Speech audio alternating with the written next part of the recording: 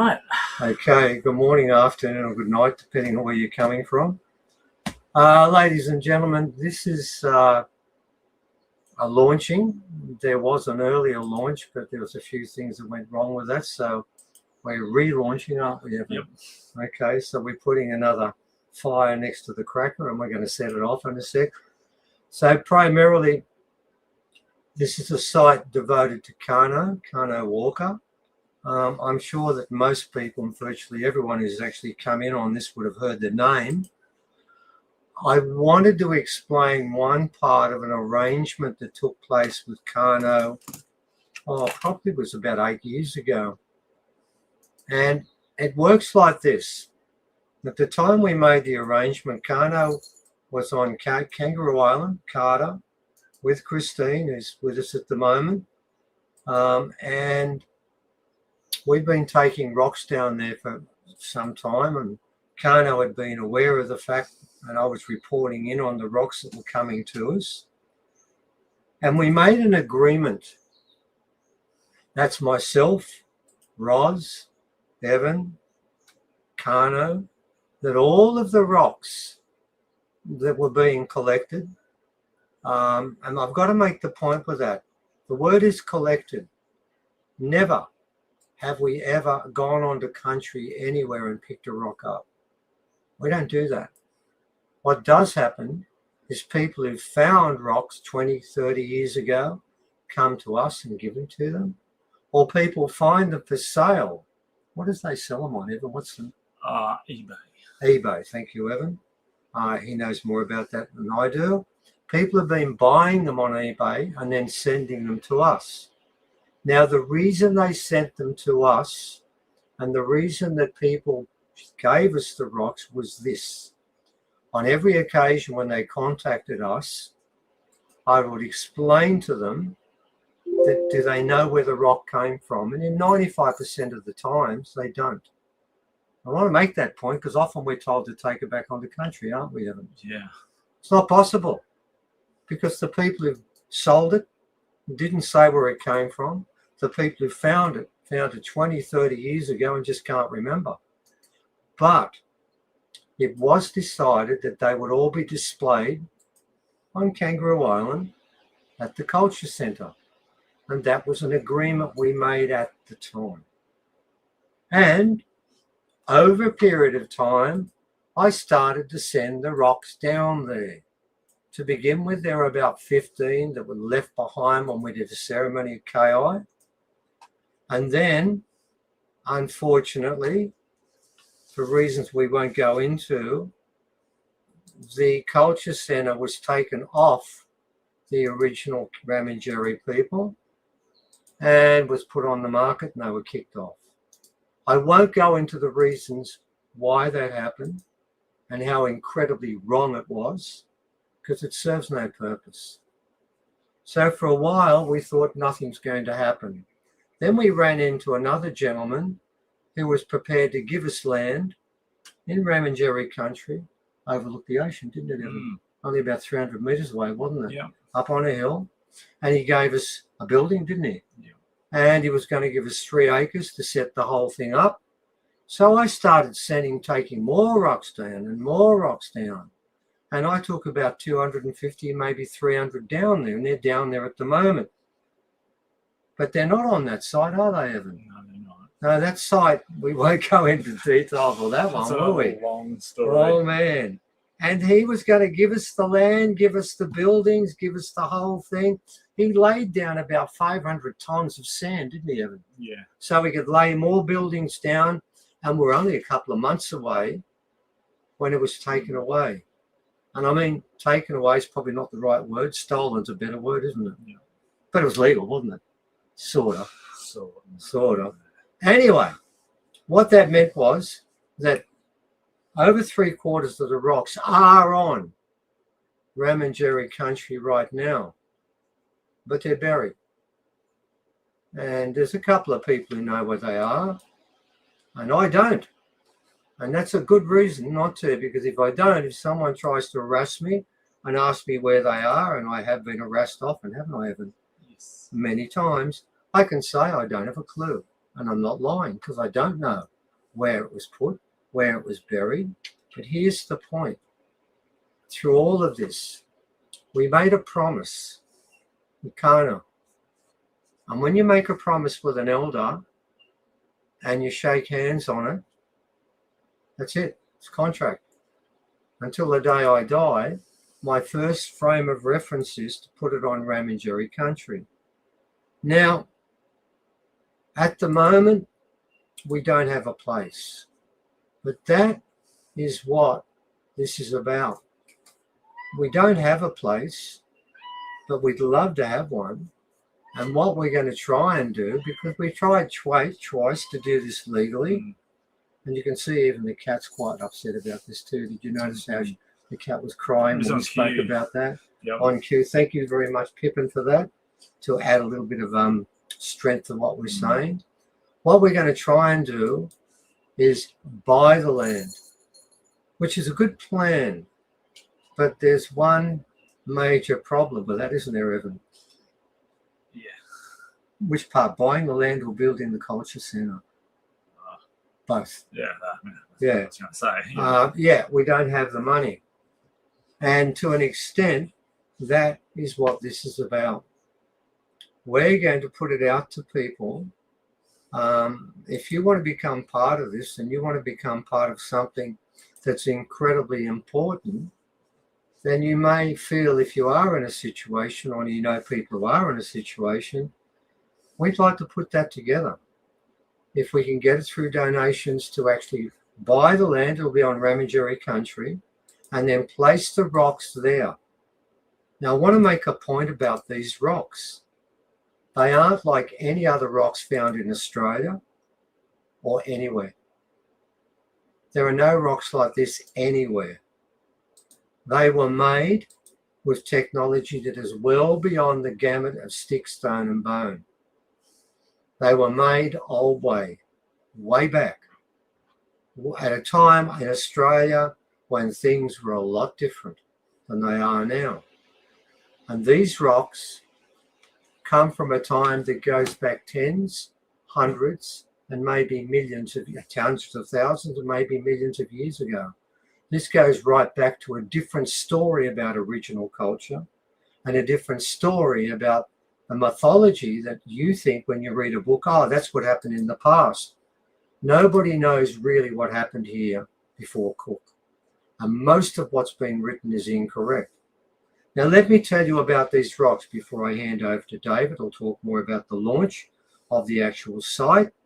But my job is to talk about what the site is trying to gain from this. What we wanted to do was to set the rocks up in formation on the ground and put them in a sacred formation and leave them open to black fella, white fella, yellow fella, purple fella, any sex, anybody to stand or sit beneath or between these rocks. Now, we did do it up here for a while until I got sort of sick of people coming to our place. Not that they were bad people, it's just that I wasn't comfortable doing it, but the rocks wanted that done. And we did a survey, didn't we, Evan, of 300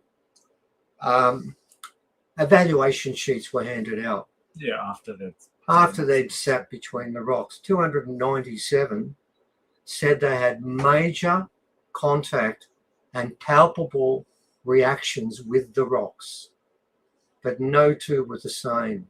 Every one of them was different. There's our plan, our wish and our hope that one day we could set these rocks up in Ramangeri country and that people could sit inside those rocks for 10 minutes and pay $10. Now, we could charge more, but I don't want to do that because I want this open to anyone. If you're on the dole, $10 is not a big effort. If it was $50, you couldn't afford it. It's worth thousands of dollars, but we would only charge 10. And what we know would happen is if you sat between those rocks and you were open correctly to it, because of the 3 that didn't get a reaction, 2 of those people were filling in for other people and shouldn't have even been there. And they made it very clear when they got there, they shouldn't have come. I was very worried about what would happen, but the rocks just ignored them. And the third person who didn't get a reaction had one later on. So what we'd like to do is to set up a culture centre where people could go and do ceremony. Now that's different. You can go to culture centres and look at things.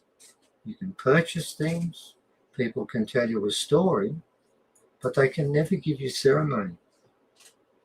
But this way you could. And because it's arranged with the Ramengeri, and they would be overseeing it, not us.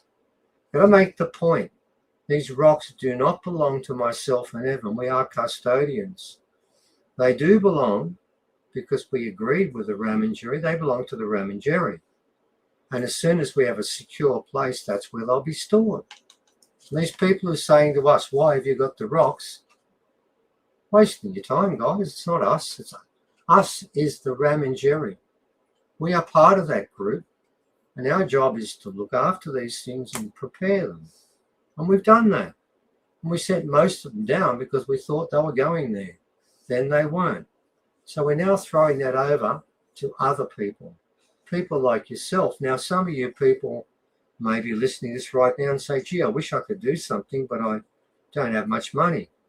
Well, that's a problem for the whole Ramengeri, isn't it, Evan? That's why we're asking, because none of us do too.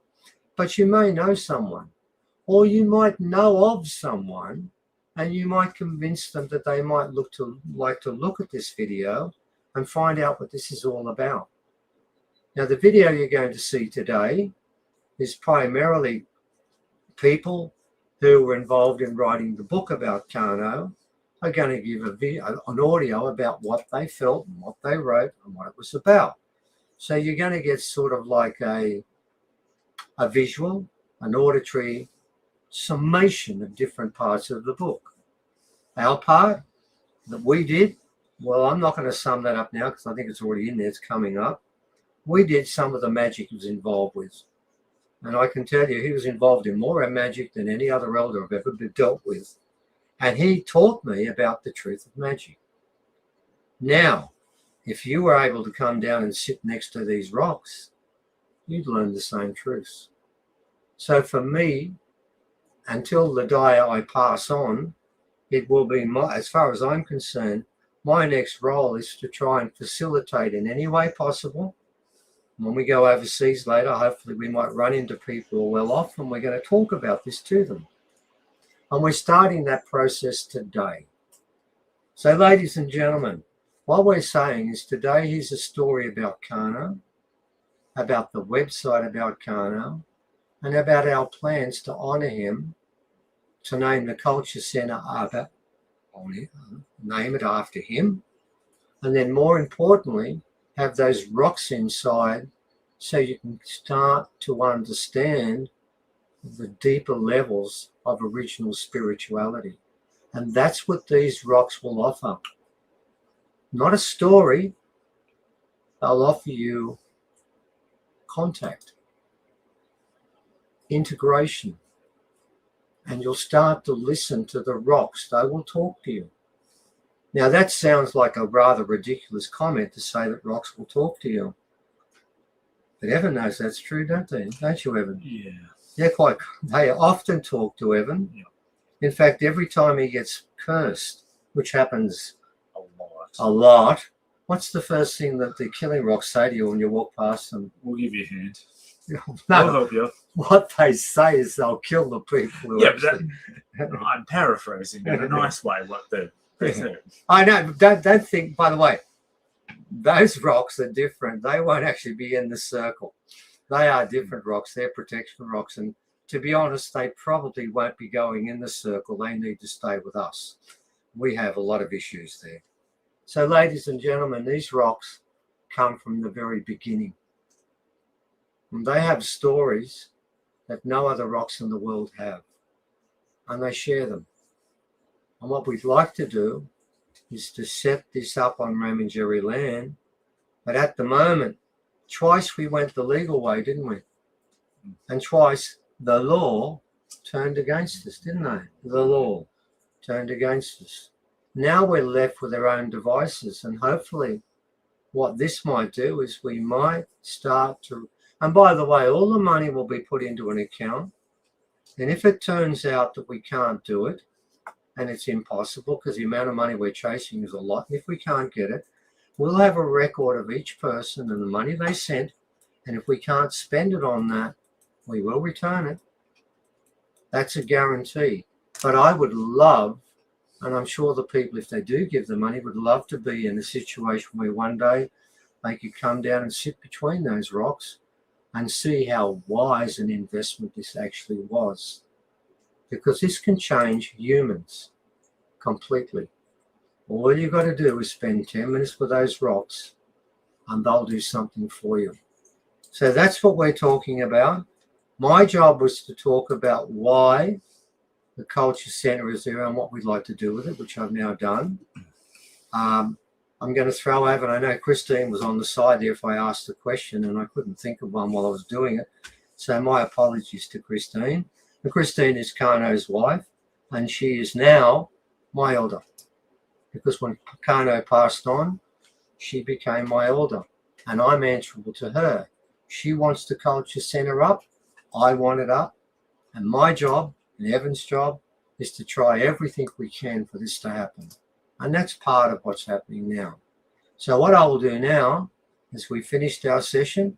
Very quickly, we'll go to David, who wants to talk about a couple of main features with the site, and then we'll play for people who actually have something to say. You might find after an hour I've heard enough of that. You might want to come back later. That's cool. It'll be there all the time. So Evan, can you throw across to David? Yep.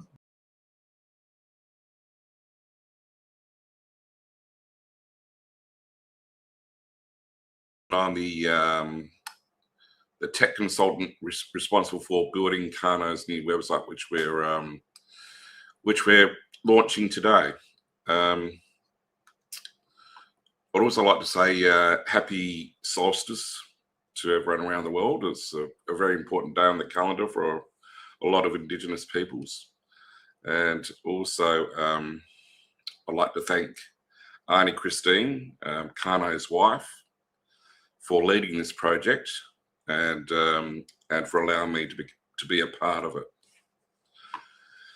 And I'd also like to add to what Steve was saying about the rocks. I've also been lucky enough to actually sit within a circle of those rocks that Steve and Evan have been talking about, and I can say from personal experience, it's a very powerful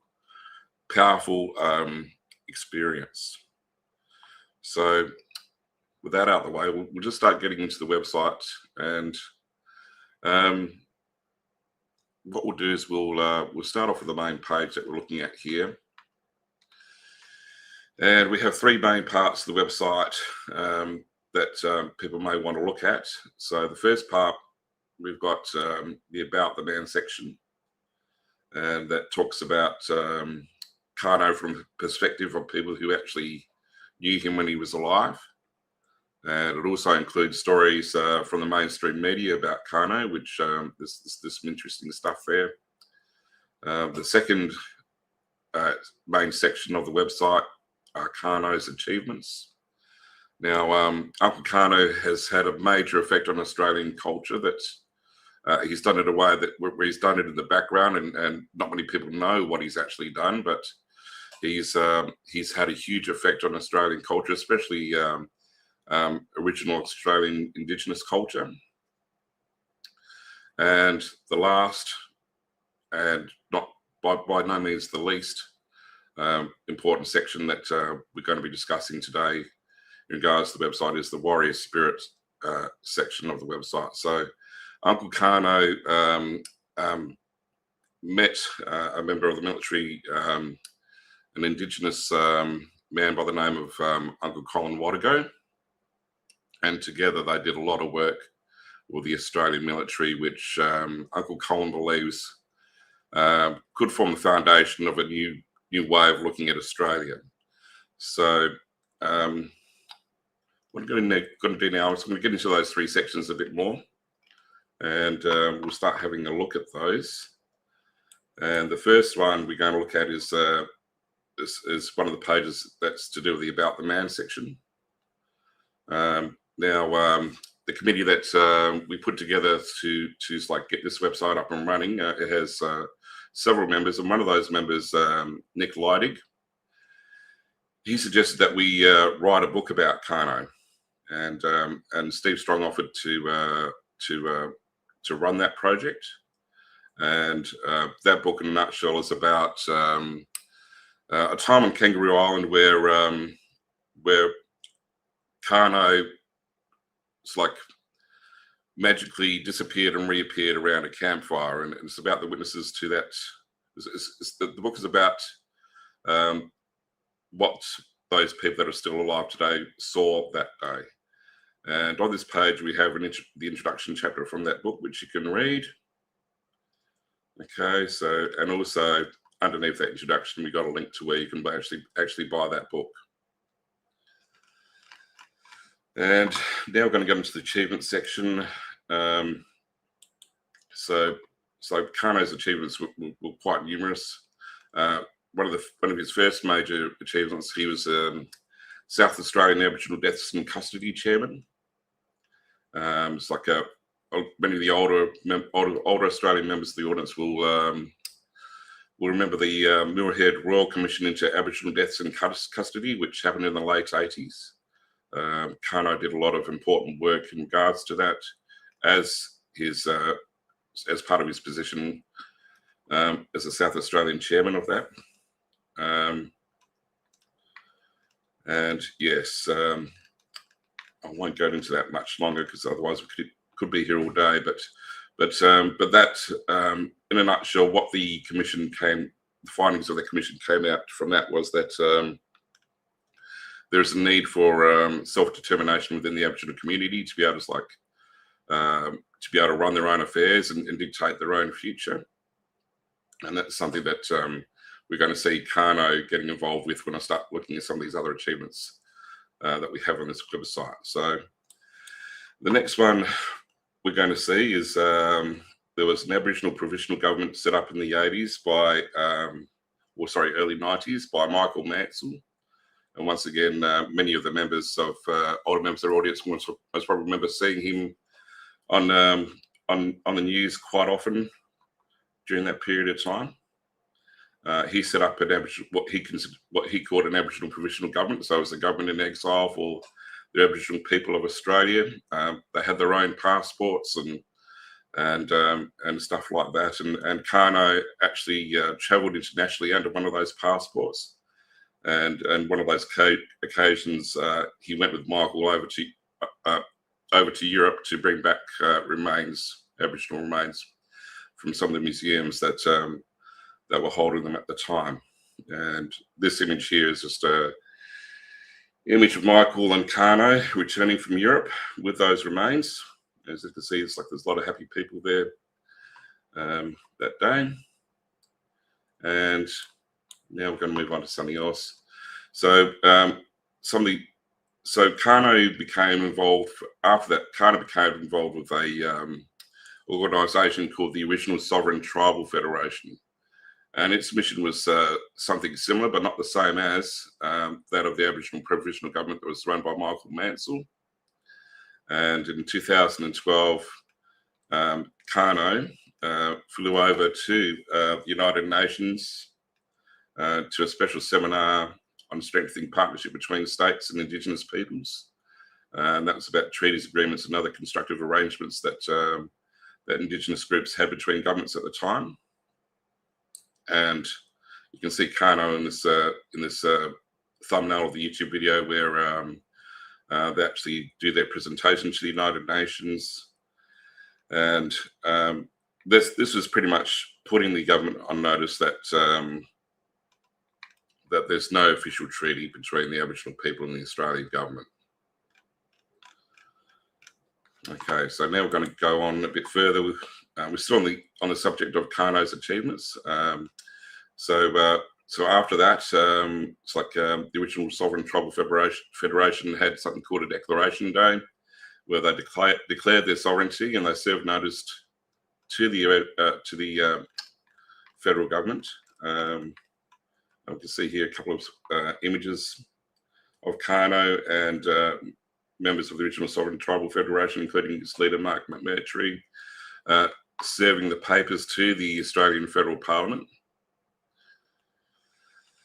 And now, this is most probably the most important political achievement that Karno had, and most probably one of the ones that was the most impactful on the Australian Aboriginal community.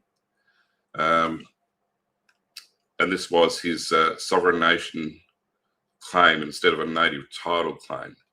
So during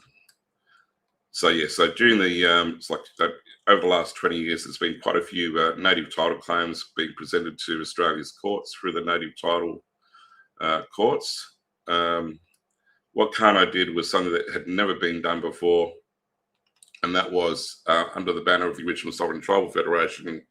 He wanted his sovereignty, the sovereignty of the Remindjeri people. Excuse me.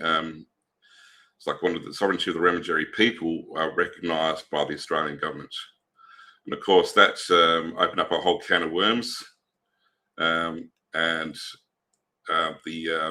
court pretty much said we don't have the authority to be able to make a determination on this, but they didn't say that there was nothing there.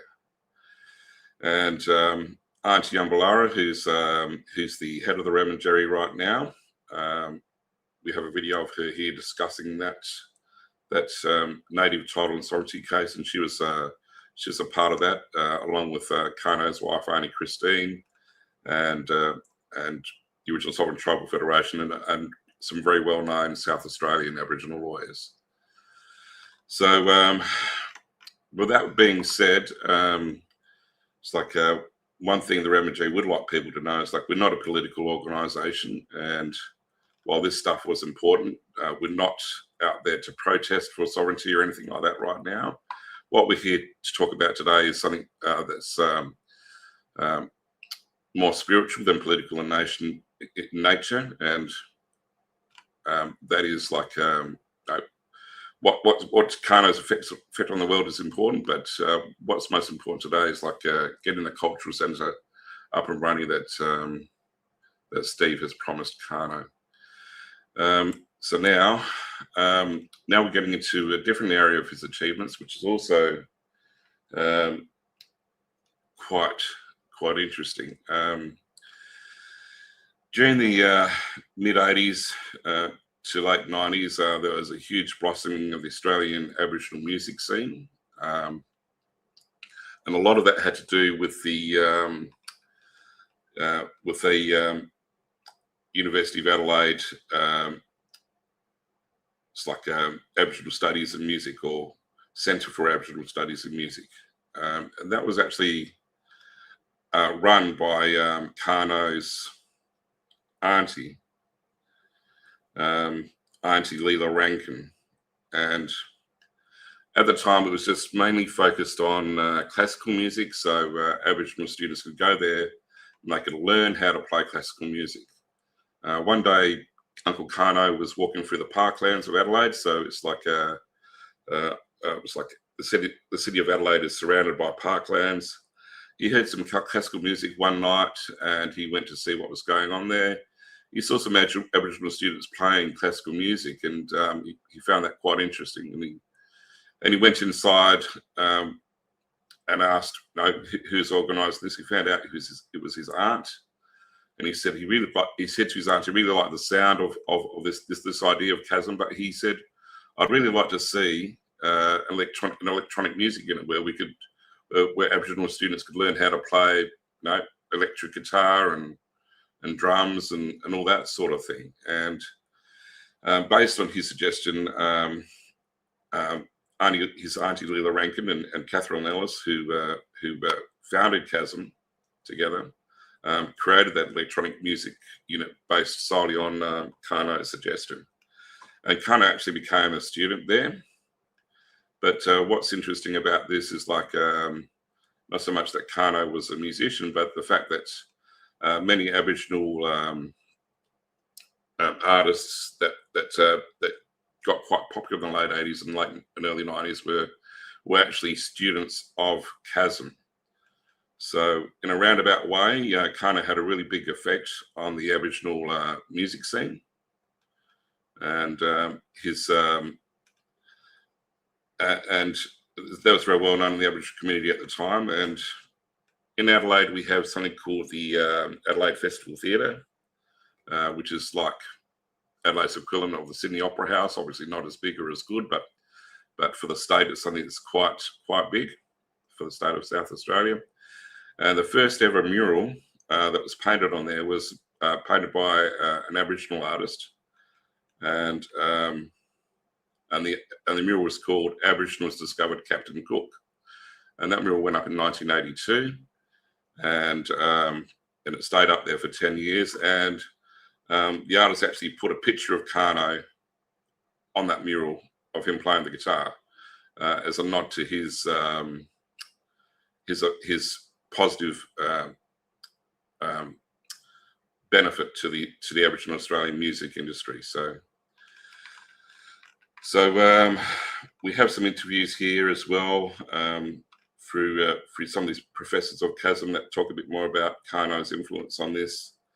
Some of the bands that came out of Chasm were Coloured Stone, Us Mob, No Fixed Address, Cuckles, Electric Fields, and many others. And some of the members of our audience that are Aboriginal would most probably know at least a couple of those bands. All right, so yeah, after his experience at Chasm, he noticed there was a need for security for Aboriginal music and cultural events, and he wasn't happy with how the security industry was handling that at the time, and how the police was handling that at the time. So he actually created Australia's first, or at least South Australia's first Aboriginal security team. So he also was the first Australian elder to come up with his own unique style of martial arts. And all his security team were made up of students that followed his method of martial arts. One of the things that was unique about his form of martial arts was very effective and very quiet. So you wouldn't see anyone, a big brawl happening or anything like that. You just see people quietly be let out, and due to the techniques that Karno came up with, they were able to do crowd control very effectively like that. And also, Karno was very good at mediating disputes as well. So there'd be quite a few times where police would want to arrest people at events, and Karno would say, no, just let me talk to these people first. And Karno would quite often be able to diffuse situations without police needing to make an arrest. And his work with that was widely known throughout Australia, even though it's only South Australian based. And at the 2000 Sydney Olympics, he actually won a no-bid contract to do the security for the wrestling venue at the 2000 Sydney Olympics. And he was the only contractor that won a no-bid contract, which means they were so impressed with his work, they didn't even want to consider other people for the job. And also on this page, we have an interview with close friend of Uncle Karno, George Bacchus, who's also Karno's initial mentor. And George discusses with Auntie Christine, who's sitting next to him, what the history was behind Karno's very own special type of martial arts, and how impressed George was by it. And yep, I hope you're hanging in there. There's quite a lot here. And one of the other things that Karno was involved with was that these youth camps. We can see a picture of one of these youth camps here. And this, and one of our committee members, Nick Leidig, is also in that picture that we can see on the screen. These youth camps came around during a period of time where there's well, there's a lot of problems within. Well, actually, a better way to describe this would be a lot of problems manufactured by the mainstream media that weren't even there in the first place and just made things a lot worse. So in 2007, an Adelaide Advertiser newspaper reporter was looking at it's like a court documents, and he saw there's like a total of 49 Aboriginal youths that had passed through the court and were charged with crimes. And he made up a news story, and he called those 49 youths the Gang of 49. Now, they weren't part of a gang. That gang never existed. But once that newspaper reporter ran with that story, the rest of the mainstream media ran with it, and it caused a lot of problems within the Aboriginal community and also with the police. So the police weren't very happy with it either, because kids that were at risk and might not have considered doing crime at the time were doing crime because they heard about this cool Gang of 49, which is a fiction, and it made it harder for them to do their policing. The Aboriginal community were very, very upset with it for similar reasons, because they're trying to keep their kids out of trouble, and the mainstream media was just whipping things up with this Gang of 49 stuff. And also, it's also ripping up a lot of racism within the community as well, because a lot of people that don't know much about Aboriginal people were thinking, well, look, we've got all these Aboriginal gangs running around the city, when that wasn't even the case. But one of the things that came out of that was these youth camps, and Uncle Karno, with a close friend and relative of his, Uncle Peter Mansfield, ran some of those youth camps, and they had a very positive experience on the youth that attended. And many of these youths would be considered at risk of offending, and a lot of them went on to very bright careers and futures after they did that youth camp. And some of them went on to play with some of Australia's biggest AFL teams, like the Adelaide Crows. And we also have a couple of videos here of Nick, who helped run those camps, and is also a committee member talking about those camps. So we're getting close towards the end there. The end here. We're still in the achievement section. As I mentioned before, Karno went with Michael Mansell to return Aboriginal remains back from Europe. So we got a bit more information about that here. Now, this is something that Steve Strong was very closely involved with, and was, I don't remember if he was the lead archaeologist or one of the archaeologists. I think he was the lead for it. But in a nutshell, Australia has its own Stonehenge, and it's something that must predates Stonehenge by quite a bit. But anyway, Karno was involved with Steve on the excavation of that project, and we can find out a bit more about that on this page here. And now we finally finished the achievements that Karno had on the Australian community, and now we're going to talk about something else that's very close to his heart, and that's something called Bringing Back Old Warrior Way.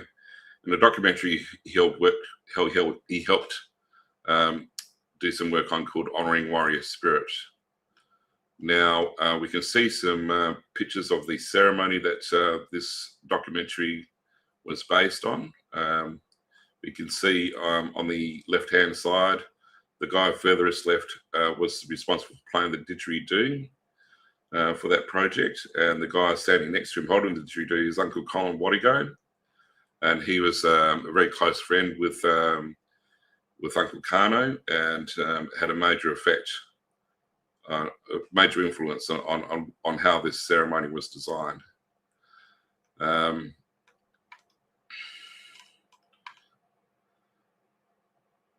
Okay, so we go into this webpage starts with Karno talking about bringing back old warrior way, which is something he discussed before he actually met Uncle Colin, and then from there, this page gets into it's like a bit of Uncle Karno's Remingary martial arts, which you can see in this video here. And then we get into the place where Uncle Karno and Uncle Colin met. That's at a statue unveiling in the Torrens Parade Ground in South Australia. You can see Uncle Karno and Uncle Colin standing in the middle there, and they're flanked by some Canadian Indigenous veterans that also showed up to that event. There's a statue that was being unveiled that day. There's the Governor-General doing a speech on it. She actually mentioned one of Karno's relatives during that speech. And we can see Karno shaking hands with the Governor-General after that speech and thanking her for honouring his relative. And after that, it's like Uncle Colin and Uncle Colin and Uncle Karno struck up a very close friendship. And Uncle Colin was responsible for recruiting people into the Defence Forces through something called the Indigenous Pre-Recruitment Course. And quite often they'd have after the end of those courses, they would have graduation dinners. Auntie Christine and Uncle Karno would quite often be present at those dinners and giving cultural knowledge to the students there.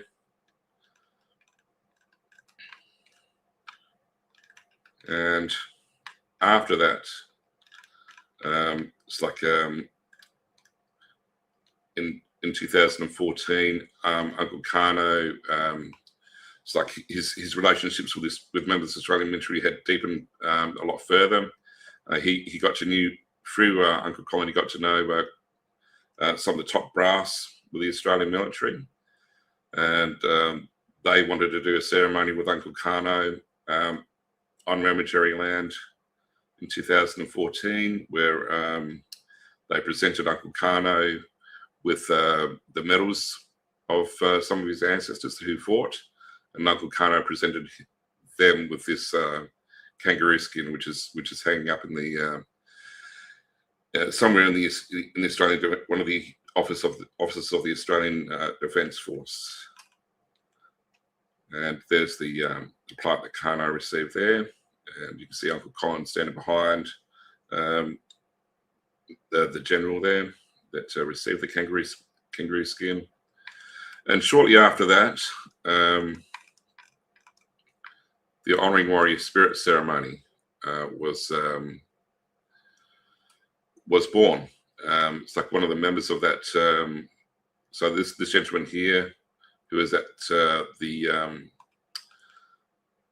ceremony I was just talking about, Sergeant John Angelhands, suggested to the committee a year later that they do a special ceremony for Indigenous soldiers at Gallipoli. So and the reason why he suggested that was because in Aboriginal culture, it's very important for the deceased to have their remains returned back to the country of their birth.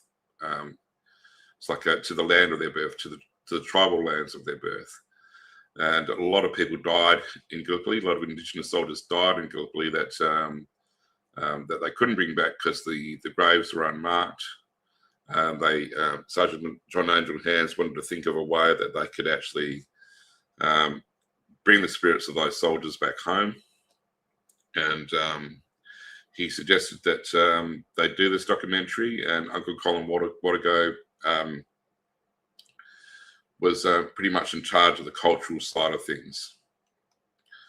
And here's some screenshots from the documentary, but here's the man who is responsible for doing the let me just back up a bit and try to explain the ceremony a bit. So what happened with the whole idea of the ceremony was they wanted to play a didgeridoo to call the warrior spirits home. It's like Uncle Colin said to them, look, this is not that much of a good idea because most of the Aboriginal tribes in Australia do not have the didgeridoo as part of their culture. So what he suggested they do, that he suggested they get the Mumawee dreaming story, which is blackfella and blackfella coming together in peace, and the Wirritjin story, which is blackfella and whitefella coming together in peace, as so get that artwork emblazoned on the didgeridoo. So those tribes that do not have didgeridoo as part of their culture will become a part of the ceremony when the didgeridoo is played to bring the Aboriginal soldiers back home. And before they did that ceremony, what they did was they grabbed some ceremony from Mamajeri country and Ngunnawal country, and they did a ceremony to bless that sand, and they blessed that soil, and they took it to Gallipoli, and they mixed it with soil from Gallipoli, and then they took it back to the Lone Pine at the Lone Pine Cemetery in Canberra, which is a war memorial cemetery, and they placed that soil underneath the Lone Pine. And then the Ngunnawal people gave permission to all the tribes across Australia for the elders to come and grab a piece of that sand, of soil, grab a piece of that soil and bring it back to their country and do a ceremony to finally put the spirits of their ancestors that fought over there to rest. So one of the things that's interesting about that story was it's like it has the potential to set up the foundations for a new foundation myth for Australian culture as well. It's something we might talk about another time. But that is pretty much it for today. So the only other thing I'd like to finish with is if you only look at one thing on this website, this video at the top of the Warrior Spirit page would be a good place to start. So here Uncle Karno talks about bringing back old warrior way, but he also talks about the importance of knowing who you are. And yeah, he tells a very interesting story that I think everyone in the audience should have a look at and listen to. So that's it as far as the website's concerned. So you can see why I wanted to present it today, because there is quite a lot there, and it's like Uncle Karno's effect on the Australian communities is a lot bigger than what people might think. So I'll throw that back to Evan, and Evan can tee up the video that we're going to play next. And that video is going to be of committee members that were involved with the development of this website. Those committee members will be talking about that in the interviews that are like stitched together in that video. My name is Christine Walker. I am the wife of Karno Walker. We were together for over 26 years. My reason for being involved in all of this is because I wanted Karno's story to be told, for it to be out there for everybody. He was so passionate, so honest, so funny, and not only that, he was a staunch. It doesn't matter what people threw at him. He believed that he was doing the right thing by his people, and he wanted the rights of his people to be listened to. The work that he did was truly valuable. You know, he was involved in Black Deaths in Custody. He was the chairperson of Black Deaths in Custody. He also, him and several other men, who I'm not going to name, were involved in beginning the visitor scheme for them to go and visit young fellows in incarceration. And not only that, in his short 56 years of life, he also travelled overseas with Michael Mansell to bring back Aboriginal remains. One of the first to do that. He was the youngest to join CASM, Centre of Aboriginal Studies and Music. He actually was involved in a band there called Muthrooks. He had his own business, South Australian Aboriginal Security, working with all black fellas in the way of keeping the young fellas safe, no matter where we were, whether it would be a football carnival or anywhere else, keeping the young ones safe and out of the hands of the police. His achievements were immense, and there's a lot of people out there that loved him, but there were also people that didn't understand him, so therefore they didn't know how to take him. These people they're reaping the benefits of what he's achieved to right up to this day. Karno was Ramangeri on his father's side, patrilineal, and he was an honourable, passionate advocate for his people. He was a very sincere man. No matter what life threw at him, he stayed. He was a staunch, no matter what they put on him, and people had to respect him for that. So he needs to be honoured for the person and the achievements that he's made through his life here on this earth. Thank you. Hi everyone. I'm here today with a close friend and confidant of mine, a Charlotte, someone I've known for like I think maybe 4 or 5 years now. It's been a while, and she's been as well as a good friend. She's been a very important guide in my life, and consultant, and it's like she's the person that helped guide me towards Auntie Christine the right way, which she will talk about that a bit. And yeah, I don't think there's much more I can say to introduce it, apart from the fact that you're all the way over in Canada, which is obviously a long way from Australia. So we're recording this in different time zones. But I'll let you introduce yourself, Charlotte. Thank you, David. Yeah, well, so I am in Canada, and I currently reside in the territory of the Senenemo people, and that is on the island off the west coast of the land known as Canada.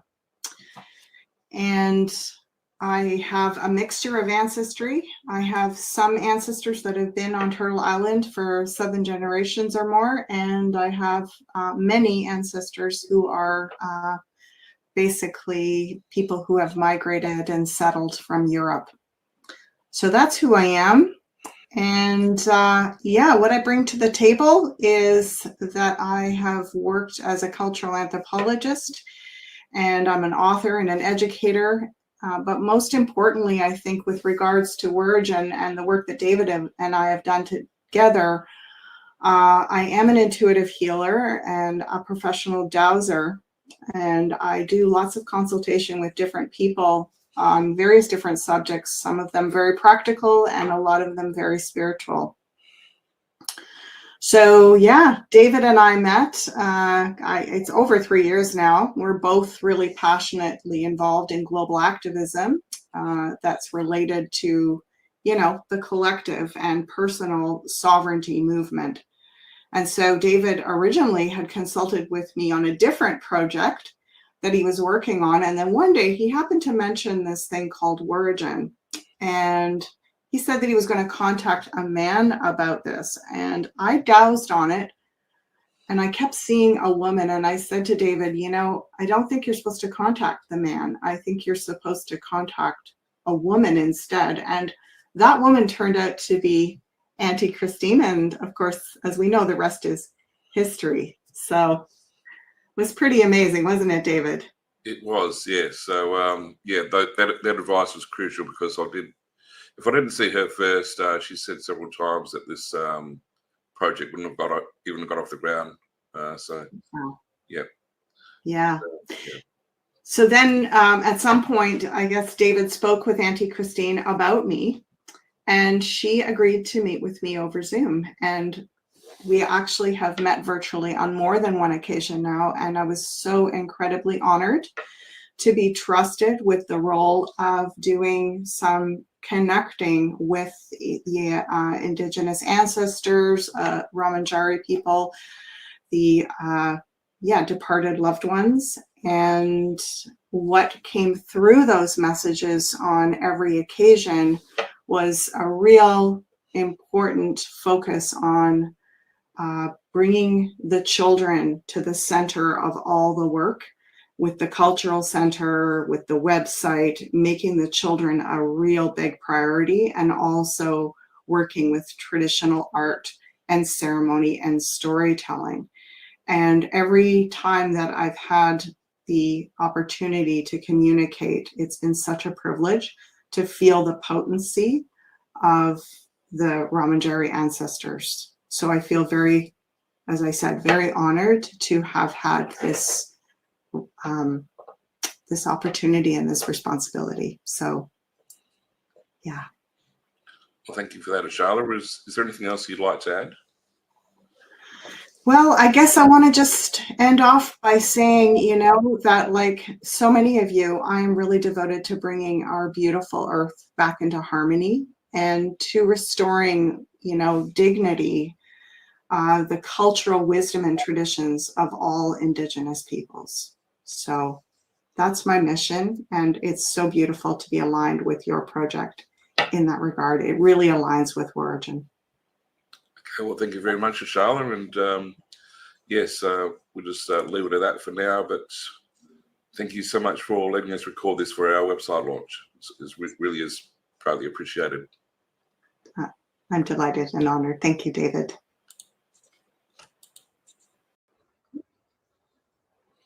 Hi, everyone. My name's David, and I'm here with Auntie Umbalara today. And we're going to be talking about the website launch. But before we start, I just wanted to express my gratitude to Auntie Umbalara for approving the start of this project when Auntie Christine brought it to her 3 years ago. Because if she didn't do that, we wouldn't be here today. But without further ado, Auntie Umbalara is going to talk about what's important to her in regards to this website launch, and maybe talk about the book as well. Yeah. Well, what's important to me about the website launch is because I think everyone should know Karno's story, what an amazing man Karno was. He was a leader, he was a teacher, he was a magic man, a warrior. He lived and breathed his culture. And his passing is a very big loss, not just to us, but all of Ramanjiri people, and I think South Australia, because he was quite willing to share his culture with anyone who was willing to listen, and those that weren't, well, they weren't worth it anyway. And Karno took me under his wing right from first meeting him, teaching me our storylines, showing me on the property our storylines, going to another part of Devon Bay on Carter, which is Kangaroo Island to other people, through the whale and the shark story. We also went to another beach area on Carter where there was it was a long flat rock, but if you put your ear to the holes in the rock, you could hear didgeridoos playing. And also there was, at the end of that beach, a long, long, long black rock, which was Marnie, which is important to us as well. Karno would involve me in mummeries as time went on. He also, when we were at Victor Harbour once, and a group of school children were coming out of the museum, Karno spoke to them. And then he said, "Now it's your turn, Aunt." I didn't think I was ready, but he obviously knew I was. So then I spoke to them. Not only is the website amazing, the book also is an excellent book with contributions from all of us and our stories of Karno. When Christine's daughter Jackie rang me and told me that Karno had passed. I was absolutely devastated. Devastated for Christine too and the Wemyss people.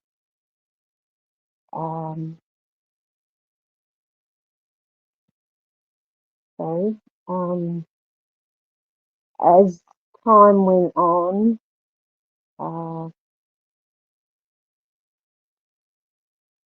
Christine and I kept working to tell his story, to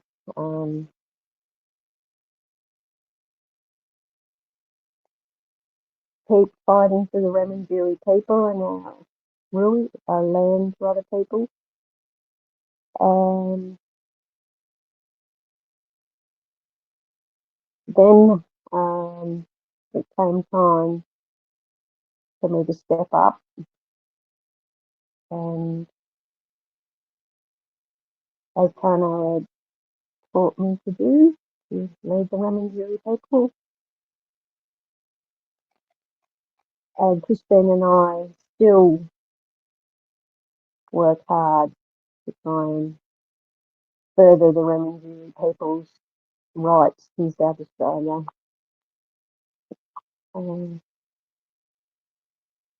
I just encourage you all to look at the website, buy the book, if you really want to know what an amazing man Karno Walker was. I was also in Adelaide every time we faced the court trying to get native title for the Wemyss people. And I know that the judge had a great respect for Karno.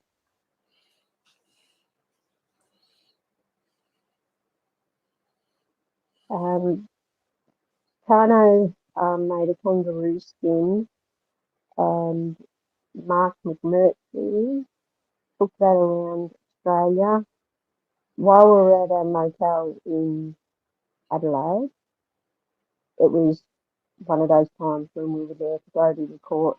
Mark was there, and both Karno and I were there, sitting on the bed, looking at the kangaroo skin, and we also signed that kangaroo skin. And that was just one of the many ways that Karno included me in those sort of things. I thank you, Auntie Ambalara. Is there anything else you'd like to add? Or do you think you've covered it? I'd just like to add my thanks to David for doing this website for us. He's done an amazing job, and he doesn't know how grateful we are. And so please look at the website, please buy the book. And I don't know what else I can say, David. I just want to echo what you just said, and also I think maybe the book is a better place to start, and then do the website second. But just like in that picture we saw of you at Karno, it's like in Aboriginal law. It's like you have two parts to make up the whole, and that's why you had to sign that kangaroo skin, and Karno had to sign the kangaroo skin. Otherwise, it's not a complete agreement with the tribe. It's the same with the book and the website. And the book looks at the man himself and what he was able to do. And what Steve was saying is like that's something that we can all do. We'll have that ability to use that spirit like he has. And the website is just looking at his legacy. And he's done a lot of work in the world before he passed.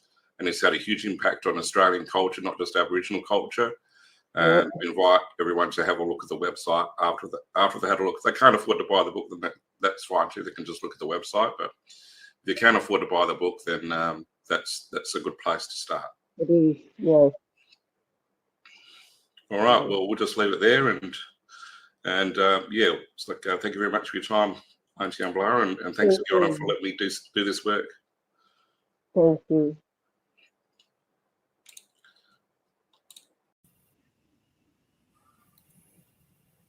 Hi, Chris. How are you today?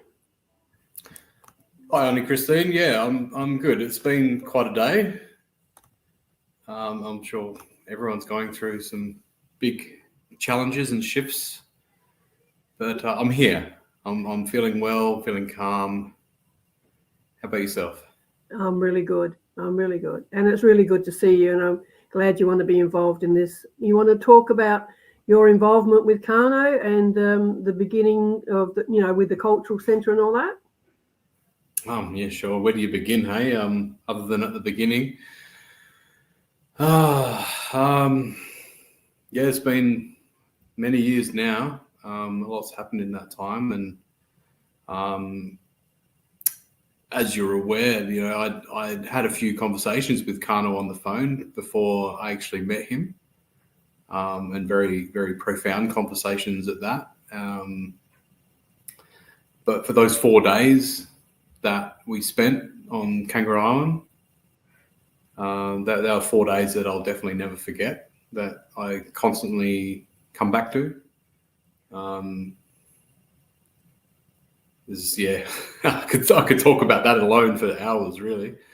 But it was really beautiful, very, very blessed connection to have been invited to the Mamawi that you guys held.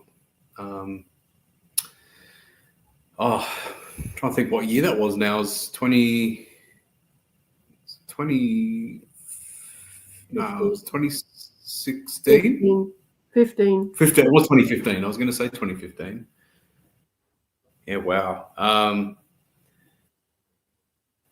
Yeah, and I didn't really know what I was in for, and I'm not sure what you'd like me to share or not share, but just that from the very beginning, that very bold introduction to protocol and the importance of listening, the importance of being present and respecting the ancestors and respecting the land and the elders, the aunties and the uncles, and and the fire, of course. And that completely transformed my relationship with all of those things very quickly. Yeah, and so much has unfolded. The different characters I've met since then and stayed connected with, such as yourself and Umbalara and Steve and Evan Strong, and it's that real deepening connection to myself, first and foremost, and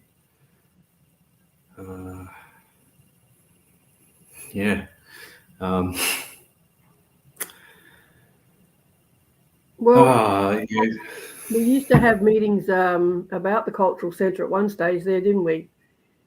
We did, yeah, we did. It's still a dream that we're all hoping for. Absolutely, and that dream hasn't weakened in any way. I don't feel it's definitely still happening. It's just a matter of timing and location, of course, as well. That's obviously changed a few times now. So yeah. But I do feel the right place is waiting. And you're a big involvement in that as well. You brought so much of that to the forefront. So, I mean, all the things that we were planning on doing with the cultural centre are still going to go ahead, like you said, but we just got to find location. Yeah. And finances.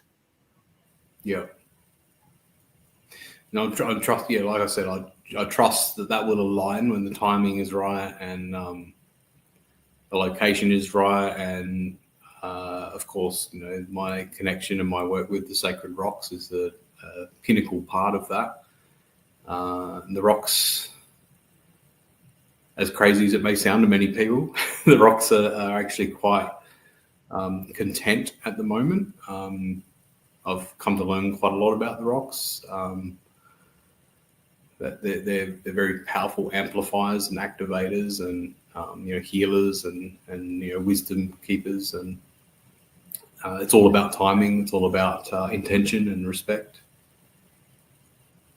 So I feel that all those things come into it in terms of the cultural centre and where that will align, and very exciting, very, very exciting for when that does actually unfold for, not just for us, but for all the people that will have the opportunity to experience the Ramajiri culture and the history and tradition and the law, the LORE, Yes. that I feel still strong today, thanks to yourself and many others in the Ramajiri committee and beyond, no doubt.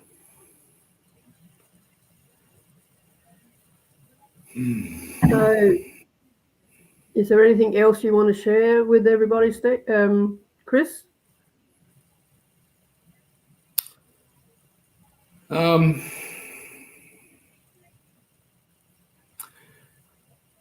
Yeah, I guess something that's coming through now is, I know there's been many trials and tribulations for everyone. I don't think anyone's escaped it, and I feel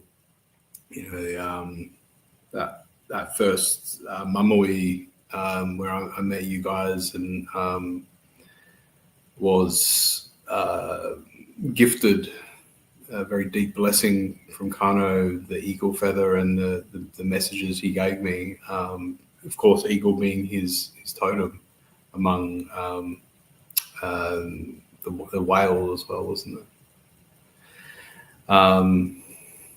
Eagles see above the storm. Eagles see ahead, and they can see that which is yet to arrive, and sort of plan ahead in that sense, and not to give up on the vision, and to maintain that connection to ourselves, to each other, to the land, and to the vision that Karno held so dearly of the cultural centre and everything that entails.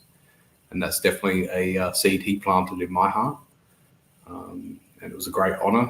There's so many things that that he did share with me and with others who I'd say it's too much and maybe not appropriate to share right now, but just to plant that seed in others to inspire and encourage and excite them for when this all does align and unfold for everyone. And I'm very grateful to have been involved in this, to still be involved in this unfolding of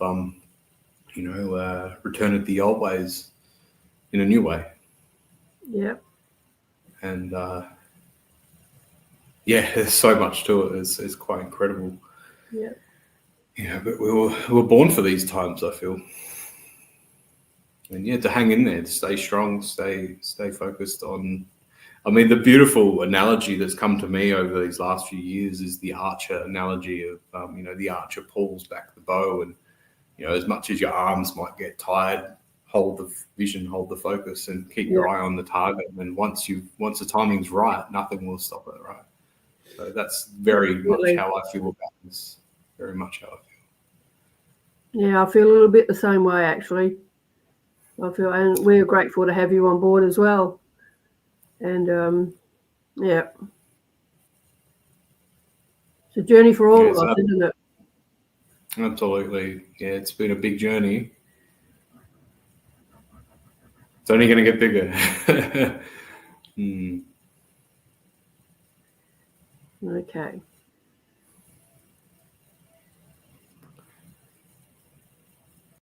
Hello, my name is Darren McElroy, and firstly, I'd like to acknowledge the land that I am broadcasting from today, and it's the land of the Bundjalung people, and I'd like to acknowledge all the people of the Bundjalung Nation. So I am Darren McElroy, nephew of Karno Walker and Christine Walker, and we're here today to launch this website that we've been putting together. It's Wirritjin Peggerra, and we've been working on it for quite a while as board members, and we've put it together for the legacy of Karno Walker. So it sort of all started quite a few years ago when this lad called Steve Strong wandered into the studios of Bay FM. He was talking about the launch of a book that he just finished writing, and he was talking about the little people, and it sort of tweaked my interest because I was in the studio next door, and I heard the presenter asking him about the little people, and he was talking about stories, old Dreamtime stories, and he had also had archaeological evidence of photography from North Queensland taken by an anthropologist of this tribe of little people that were no bigger than, I don't know, 3-4 foot tall, fully grown. My auntie Lola Cameron Bonney wrote quite a few books, or she wrote articles for the Kingston Times in South Australia, and somebody talked her into putting them into a book, or I think they were put into a book after she passed away, and they're called Out of the Dreaming. And one of the stories in this book was about the little people from the Coorong that were assisted or helped by the Ramangeri people. And so I basically got in touch with my family once Steve left, and said, there's this fella, he came into the studios and he was talking about the little people, and I mentioned about Auntie Lola's writings, and they said, well, we better meet this fella. So I got in touch with Steve. We had a few meetings. He actually came on my radio show as well. At the time, I was doing a radio show on Bay FM called Cultural Awareness. It was running on a Thursday. I think I started on a Thursday. And we talked, and then I said, listen, my family are interested in meeting you. Would you like to come to South Australia and meet with my family? He agreed, and he came down and met with Karno, Christine, cousins, uncles, and it was at a time when they were all working on repatriating some burial sites. They were putting in a Western rail link out of South Australia, out of Adelaide, and they were all at a caravan park. So I took Steve there and got to meet Karno. Now, Karno and Steve had quite a bit to talk about. We had a little bit of ceremony with Karno and my uncle Peter. Sadly, they have both passed away now, so they're up there looking down on me and guiding me, I suppose, and making sure I'm saying the right things. So Steve got to meet Karno, got a little bit of ceremony, and straight off the bat, Steve, he recognised that they were quite cultural with their protocols, because a lot of things they were doing at the time were repatriating a burial site that was many years old. But that's another story. They did do a bit of dating. There was some wood that was sent off for some carbon dating. Anyway, I'm here to talk about the web page and the legacy of Karno Walker. So once Steve and Karno got talking, they ended up staying in communication and doing quite a bit of work together. So that's how it all started. That's how Steve met with Karno and my family in South Australia. So basically the rest is history. They over the many years, they've done quite a bit of work together, cultural work together, dealing with the rocks, the standing stones. And on one occasion, Steve was being followed by a couple of archaeologists, and one of them was Graham Hancock. And Graham Hancock came to visit a site in northern New South Wales called the Standing Stone site. And then it was sort of mentioned that he would like to meet Karno Walker. So we all travelled down to South Australia and went to Kangaroo Island and met with Karno Walker. And that was quite a magical trip. There was a lot of protocols. There was a lot of mystical magic that was going on. That's the way I can explain it. On one occasion when we were down there, we got taken around quite a few archaeological sites, a few sacred sites, and they were all explained by Karno. And there was one occasions where we had to jump over a fence and go into a bit of an initiation site. And before we went in, Karno was drawing things in the sand and then covering them up. And I said, "What was that for?" He says, "That's permission to enter the site." So Karno was quite special. He knew all the protocols. I got to see quite a few of these. And our conversations were sort of steeped in a lot of protocols and a lot of dreaming stories. He did teach me 2 or 3 dreaming stories, and I still remember them today. They're sort of embedded into my brain. So the man, the legend, he sort of filled the room with his presence. So we've all put our little pieces of information in and created this beautiful web page. I hope everybody will enjoy it and have a look at it when you can. It's called Wirritjin Peggerra, and it covers the legacy of Uncle Karno Walker, the man, the legend, and have a read and see what his life was about. And so enjoy, and I'll talk to you all soon. Bye for now. Hello everyone, my name is David. I'm the person responsible for the website that we're launching tonight. We'd like you all to take the time to have a look at it. It explores Karno's legacy, which is a lot deeper and wider than what people might realise. He's responsible for kickstarting a lot of things in Aboriginal Australian culture as well as Australian culture, and he was a leader in many areas of Aboriginal life, not just culturally as an elder. So, for example, some of the things that people do not know much about in regards to Karno is his work with the Centre for Aboriginal Studies and Music at the University of Adelaide.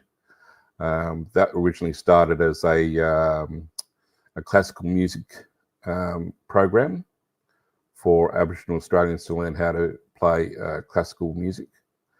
Karno first came across that in the 80s, and he was quite intrigued by it. He wanted to find out more, and he found out that it was actually one of his aunties that was the co-founder of that program. And through discussions with her, he actually convinced her to set up an electric music program alongside the classical music one.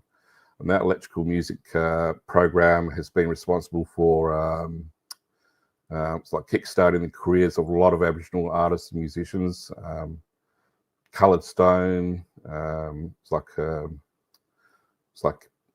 the Cuckles, it's like many others which I can't remember off the top of my head, but they're on the website and you can find out some more about some of those bands there. But in a nutshell, if he didn't kickstart that along, then it's like there wouldn't have been anywhere near as many Aboriginal Australian artists. It's like hitting the big time in the Aboriginal music industry, and even breaking out further into the mainstream popular music culture. So that's one of the things that he's done that not many have done before. He is also responsible for being the first Aboriginal Australian to come up with his own version of a martial arts system, which is widely acclaimed by fellow martial arts masters. and that Wirritjin style of martial arts underpinned what was to become his first business, which is the first Aboriginal security organisation founded by an Aboriginal in South Australia, and that organisation was had such a great reputation. He won a no-bid tender to do the security for the wrestling at the 2000 Sydney Olympics, which is unheard of at the time. So it's like usually you had to it's like bid against other security companies, but they were so impressed with the quality of his work and the quality of his staff that they just asked him, "Would you like to come?" It's like, if you got the job, if you want it. So that's another thing. It's like that Karno was like responsible for. He was also the first Aboriginal elder to to put in a claim for sovereignty instead of native title, which is also another major first. And yes, I could go on and on, but there's a lot more than what I've just mentioned. But yeah, we'd like you to obviously look at the website and find out more. We also have launched a book in the meantime, which is important for a different reason. So while the website concentrates on Karno's legacy, the book concentrates on what Karno wanted to show us that we're all capable of as human beings, and that has been put together by Stephen Strong at the suggestion of one of our committee members, Nick. And it's like we'd like it if you could afford it, just to buy that book and perhaps look at that first, then look at the website afterwards. And lastly, but perhaps most importantly, what this is all leading up to is the development of a cultural centre. There's a whole bunch of sacred star rocks that the Wirritjin have in their possession. And if you can't afford to buy the book, but you still like to help us financially, it's like a small donation on our website can help us put money towards the development of that. And yeah, that's pretty much where I'd like to leave it for the time being. Yeah, thank you all for taking the time to watch this presentation, and that's all from me for now.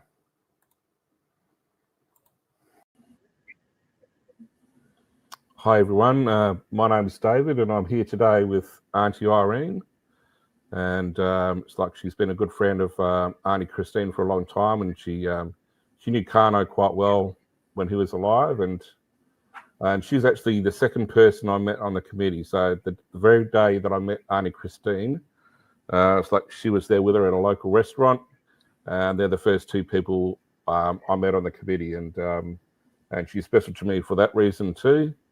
And she's been involved with a lot of our mamawees as well, but today she's most probably just going to talk mostly about Karno and Auntie Christine. Yeah. So I'll just hand it over to you, Auntie Irene. Hello.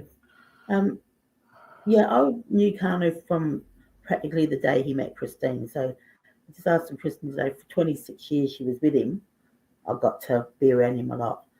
He was certainly a bloke that he was very cultural. Even back then when I didn't realise what culture really was, because my mum was taken away till she was 18.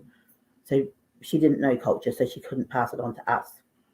And Karno, every single time we'd done anywhere near Karno, he was telling you about who you related to and how he wanted to get the kids all trained up so they can protect themselves in this world and things like that. And you always think that you've got plenty of time to do it, you know. So then we sort of lost touch for a while there, but when we got back together, it was Christine's daughter had rang me and told me that Karno had passed.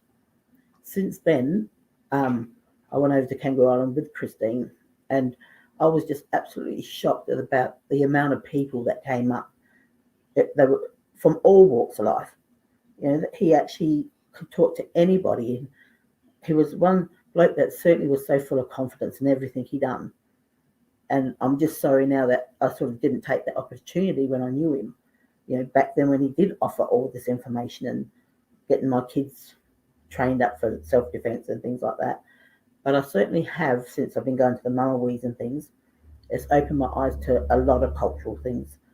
So just being born Aboriginal is just not enough just to say, oh yeah, I'm Aboriginal, so I'm cultural. No, it's not. Because if your mother was denied that in 18 years and she was only 20 when she had me, and all she did was come back with her own family. She didn't go out there. So different times when Karno kept trying to explain to me what culture was, it was hard for me to understand.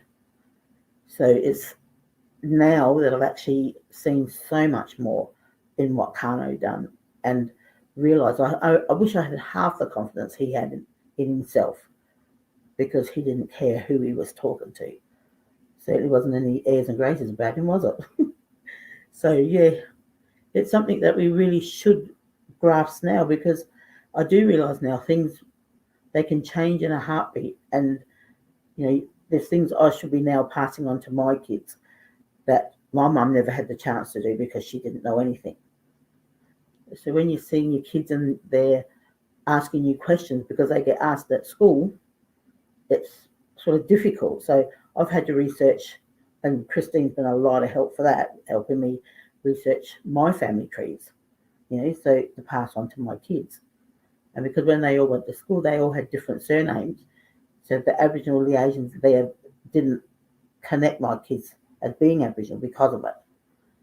And yeah, so I had to explain the cultural side to the kids. And so since we've gone to the Mamawees now, I wish Christine and Karno, I know they did have Kangaroo Island before this happened to him, but I just wish I had reconnected earlier, and it's sad. It's just too sad, because now I realise what an important person he was. And, he didn't walk around like he knew everything. Karno was Karno, and that's how everybody knew him. And my kids, they all loved him too, especially my daughter Tracy often says that she used to see Uncle Karno out in the different places and things like that. But yeah. So, anything else? Yeah, well, that was great. That was great, Auntie Irene. It's like, and yeah, I think it's like interesting what you're saying. It's like about wishing you knew more of him before he passed. But one of the things another committee, Darren, has said, which I thought was quite interesting, is like Darren's told, it's like Uncle Karno told Darren several times, he's going to be doing most of the work that he needs to do after he's passed. So, and we're a part of that now. We're all very honoured to be a part of that, and Auntie Christine and Auntie Umbalara are driving that. So, and that's why we're here today. Going over to Kangaroo Island that first time, that's the first time ever I even heard Mamawi. I didn't understand what that was, and it sort of was a real eye opener. And at that time, the Kangaroo Island was coming to an end, so I would have loved my kids to come and have a look at what culture is, because that's what we do every time we go to Mamawees and things. So, and I'm grateful to be able to do it. And if it wasn't for Karno starting all this sort of stuff, I wouldn't have been able to do it. Yeah. So, yeah, that's beautiful, Auntie Irene. Is there anything else you want to add? No, I think I've said most of what I. Well, what you said has been brilliant anyway. I don't think there's much more you can add to it, to be honest. So, well, thank you very much for your time, and we'll put this up on the live stream, and you can watch it later. Yep. Well, thank you, David. Hi, everyone. I'm here today with fellow committee member Nick Leidig. He's been very instrumental in it's like the youth camp side of the website. He also was very instrumental in a couple of other things as well, which I'll let him talk about. So over to you, Nick. Thanks, David. Yes, my name's Nick, and I'm here to speak about my experiences with Uncle Karno. So I'm a nephew of his and Auntie Christine, and I've had a long association with both, reaching back almost 15 years or something to the Aboriginal youth camps, working with at-risk Indigenous kids, which was, their ages span from about 10 to about 17, 16, 17 at the time. And we had a program called, culture camps, getting Indigenous kids that were at risk. And there was a big issue of the Gang of 49s, which was over sensationalized by the media at the time, stereotyping young Aboriginal kids as troublemakers. And so we were sort of looking for Indigenous Aboriginal role models. And what better role model could you hope for than Uncle Karno? And the young kids all, just were in awe of him, particularly when we landed there in Kangaroo Island, and he's in his traditional paint and traditional costume, and just it was, the kids were just in awe, and he was a cultural mentor, role model to those young kids, and had a big effect on those kids. So I had a lot of respect for Uncle Karno, and then moving on from that was the Warrior Spirit sort of project, where Uncle Karno was so respectful of and recognising Aboriginal Australians and our ancestors that had fought for this country, even though they weren't even citizens at the time, but fought for this country, and in particular, he had great respect not only for all the Walker ancestors that fought for this country, but in respect of my own ancestor, my great grandfather Arthur Walker, who enlisted for World War One, and served in Gallipoli, Egypt, and then the Western Front, and unfortunately died on the Western Front, and Pozieres, I believe. Uncle Karno was played a huge role in recognising those Indigenous Aboriginal people who served for the country, and many did, right across Australia and TI. But he was so proud of it, and there was a ceremony which unfortunately I couldn't attend, but a ceremony where he passed on a kangaroo skin. I believe, David, it was a kangaroo skin. That's right. Yep. And he passed that to the head of the army. So this guy Yes. was like, I can't remember his title, was quite unusual. He was the boss of the whole army. So there's a lot. Yeah, it could have been a major. Or something.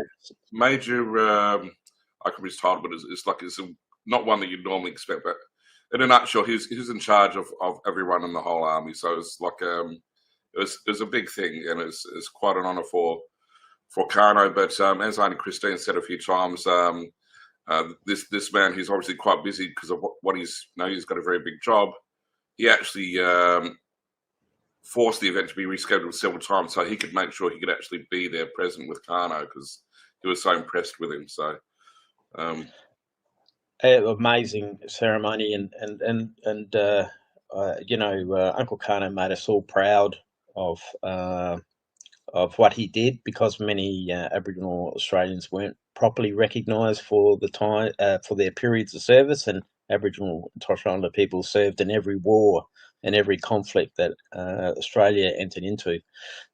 So he's a real leader, Uncle Karno, and many more details are on the website. And I'm also proud to say that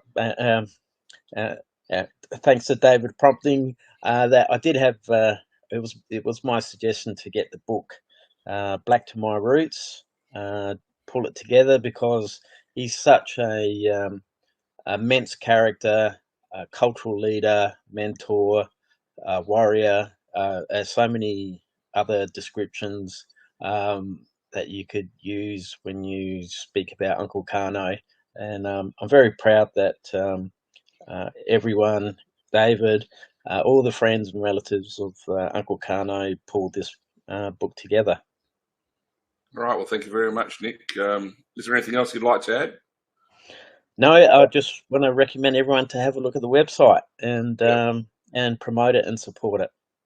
Yep. And also, I'd just like to add, as I've said before, I think personally, I think the book is the best place to start, and then the website second. But I think they both need to be looked at, and they're both very important. But it doesn't matter which order you do it in, or if you can't afford the book, you can just have a look at the website on its own, because it has a lot of information on it. And just one thing about the books, like the community is really grateful to you for suggesting it, Nick, and also the community is really grateful for Auntie Christine for suggesting the title, because unbeknownst to Nick, Karno already had a name in mind for his own autobiography, and that was Black by Roots. I didn't know that. Yeah, and Steve Strong, he's got a very heavy publishing background. He's published quite a few successful books. He project managed the whole thing. So yeah, we'd like to thank all three of you for that. So. And I also want to thank the committee for all their support too. No, it's been a pleasure for them and for me as well. Thanks, it's been David. an honour for all of us. Well, I think we'll just and all your great work too, David. Oh, thanks. Yeah. So I think we'll just leave it at that, and we'll wrap up the recording, I suppose. Thank you.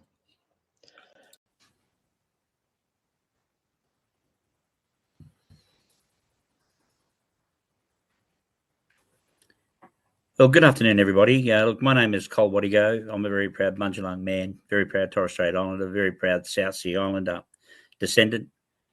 Thank you for the opportunity for me to be able to share with you all. Today, I'm particularly have been invited to have a yarn with everyone about a very special man that I had the great honour and privilege to work with for quite a few years, and that was Uncle Karno Walker, a very proud Remengeri lawman, leader, visionary, and what I found most significant about Karno was the fact that he had a heart and spirit for our young people, to see them not only succeed but excel. I've had the great honour and privilege of doing ceremony with the Remengeri people, with Uncle Karno on Remengeri country. And it was a feather ceremony. And as a result of that ceremony that I participated in, it gave me permission from the Remengeri people to carry both their language and also their dreaming.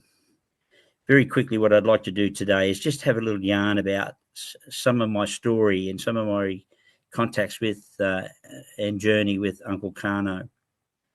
Before I do, I'd like to pay acknowledgement and respect to whatever country you are in right now within Australia and the Torres Straits, or wherever you may even be anywhere in the world. Nanyara, Nanyara. Andu Angay Narawa. Nemna Kilinyanti, Yundio Koni and Yundio Mim. Apple, Narawa.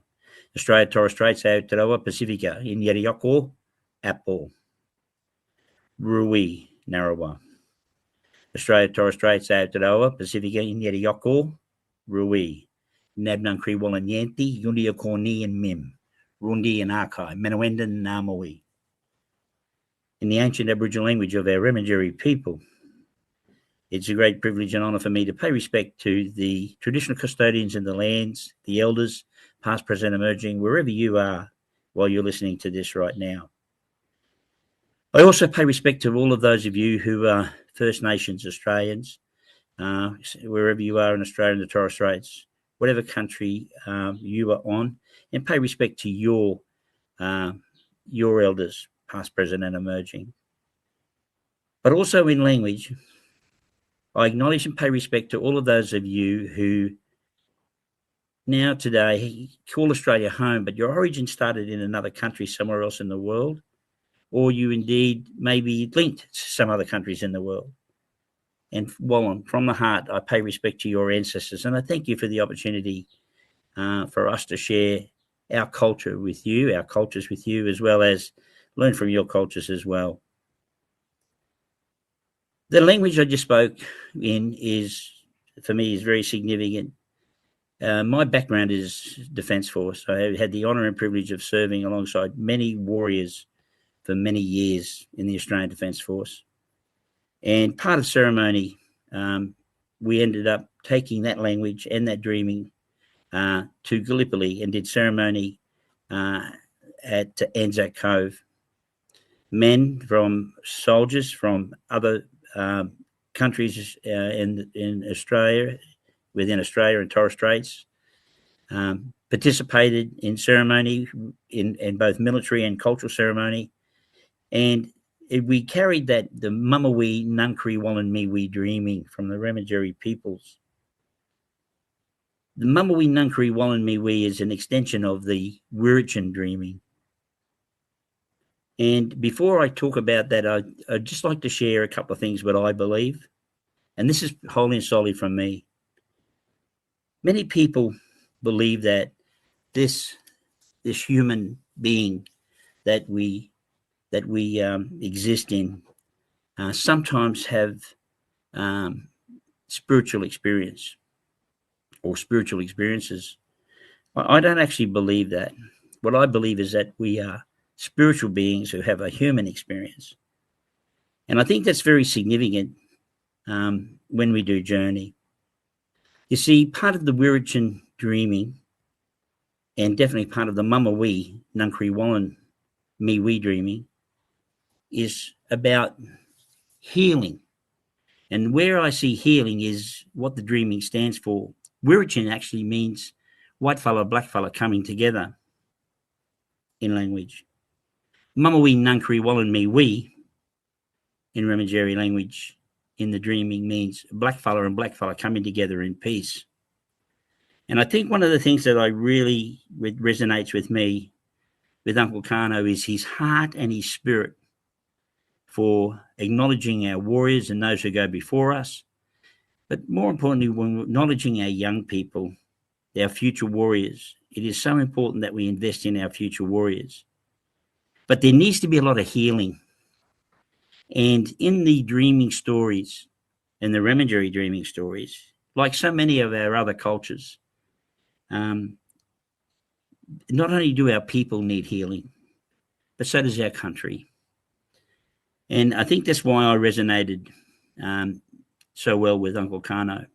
I actually met him during a ceremony when I was in uniform. I had the great honour and privilege of participating on Kaurna country at the Torrens Parade Ground when two magnificent bronze statues were unveiled by Her Excellency, the Honourable Quentin Bryce.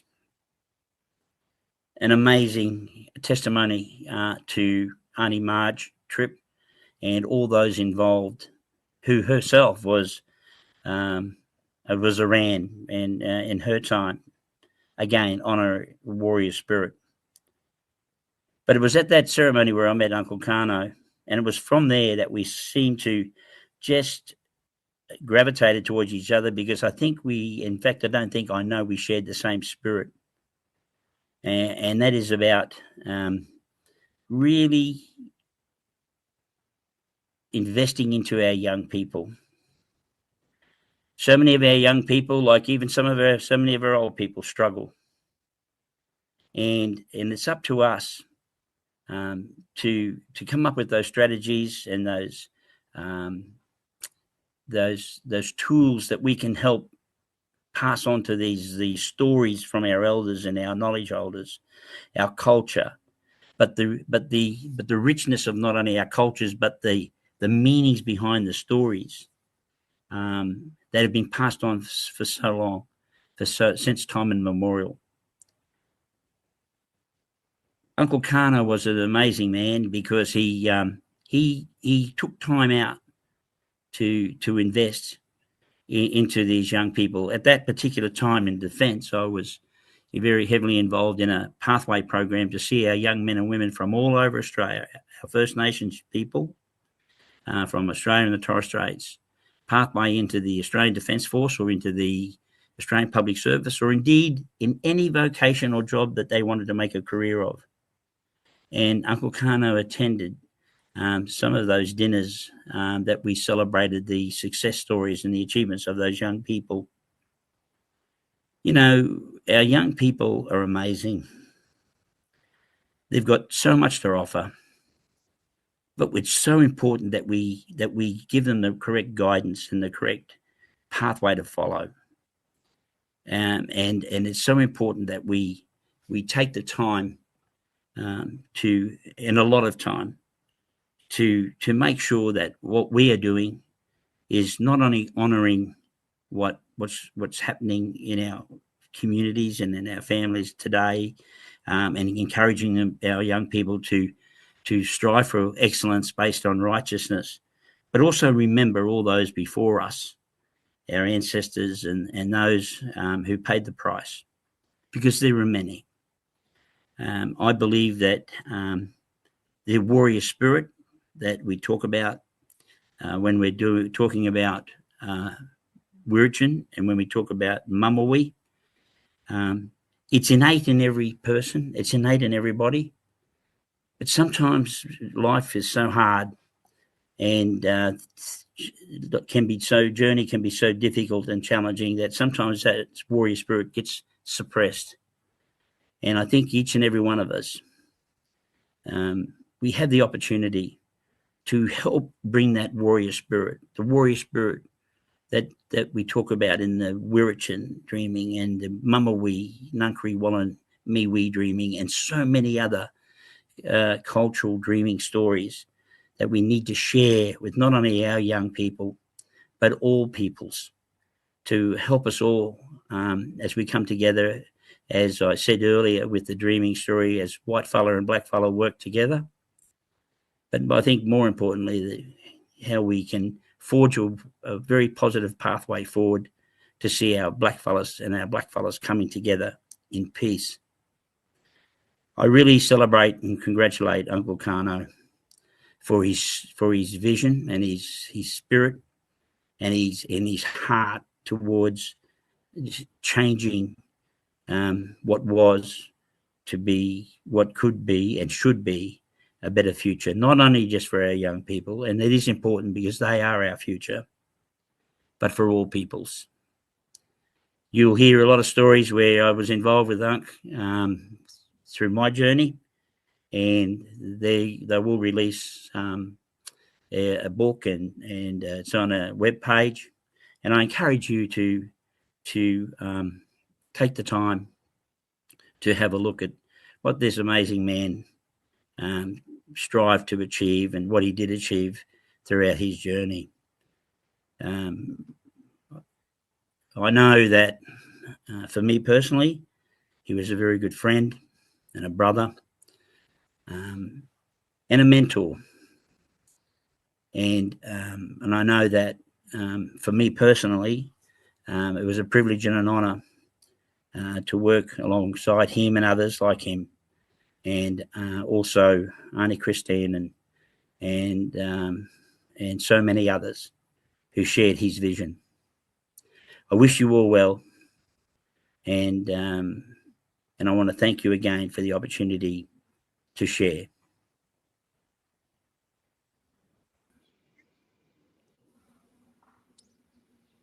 Hi, Louise. Lovely to see you again. It's been a while. It's been a while. Lovely to see you, Auntie Christine. So we're actually all going to be interviewed in regards to this, the launching of the website. And so because you've had so much to do with it, it's essential that you're a part of it, if you know what I mean. So I want you to start off talking about how we met and what it all means to you. Thank you so much. Well, it's been about 10 years, hasn't it? Yes. I think it was around 2015, 2016 that I was traveling around Australia and went to see Stephen Strong's exhibition of the rocks and met you there. And I think that was shortly after Karno had passed. And we just had a real affinity from the word go. And when I came to learn more and more about what Karno was about and what you were doing on Kangaroo Island, we actually visited you there, which was such an honor and so beautiful to see what you had created on the land there. We were connected very strongly after that, weren't we? Yes, we were, most definitely. Yeah, still are. so, and still are, absolutely. And yeah, the more I learned, the more I felt a real affinity to what you were doing. At the time, I was working very strongly with a philosophy in South Africa called Ubuntu, which essentially is I am because of you. And it's a unity consciousness that aligns very strongly with Wirritjin. And yeah, I remember I set up a crowdfunding and we started the Facebook page. And it's so great to see how things have gone from strength to strength over the last 10 years and coming into fruition right now. Well, we've got two things going now. As you know, we've got the website going, and that's due to be launched on Sunday. We've also got a book that we wrote about Karno. And the only other thing that we're still aiming for, and it needs a lot of money, is the Ramangeri Cultural Centre. Yes. Although locations have changed, we're still working on that. Yeah, what a beautiful vision. And it's good to hear that we're gaining momentum now. I noticed that through the period of time that we've been doing the webpage, you've had several interviews, one with myself, one with Colin Watergo. Their YouTube channels, they are also available on the webpage. So I want you to talk a little bit about that and also about the book, The Supernal. Oh, well, the Supernal magazine, I don't really contribute right now, but for many years did write articles mainly about sacred sites and my travels, but it was an honor to write that piece about Karno. I believe it is on the website now. Yes, The Dream of Karno Walker, and what a beautiful dream it was, goes into how he lived his vision in everything that he did. And it was really beautiful to delve into that and to really get a sense of the work he did and the impact that he made and is still making now. Yeah, and then of course, sorry. I was just saying, I believe he is still doing it from wherever he is, you know. I still feel him close sometimes, but yeah. Yeah, absolutely. I also think of him fairly often. And of course, everybody in the team that's making this happen, you know, Uncle Colin and it all started with, or it all reignited with David emailing me several years ago, wanting to get into contact with you.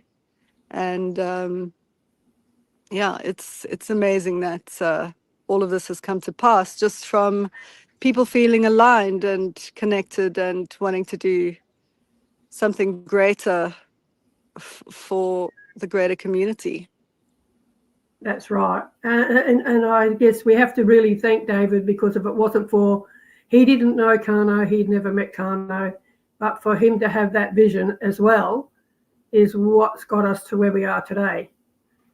So absolutely. And yeah, and all of his hard work and on the website, it's coming together, and it's really exciting. it is.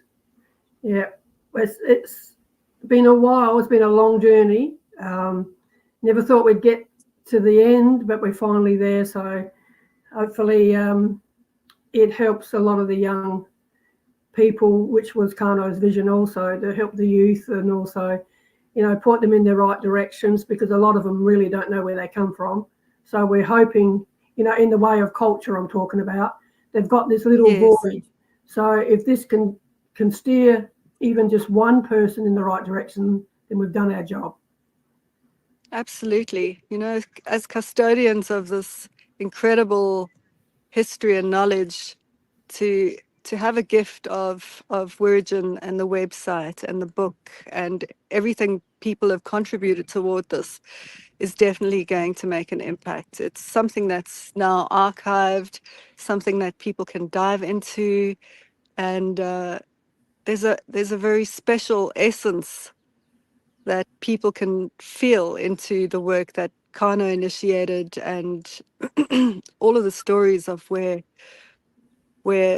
the culture comes from is so important today, because our culture is so diluted these days by the constant busyness and all the distraction. So it's a very beautiful anchor to have planted this Wirritjin for the generations to come.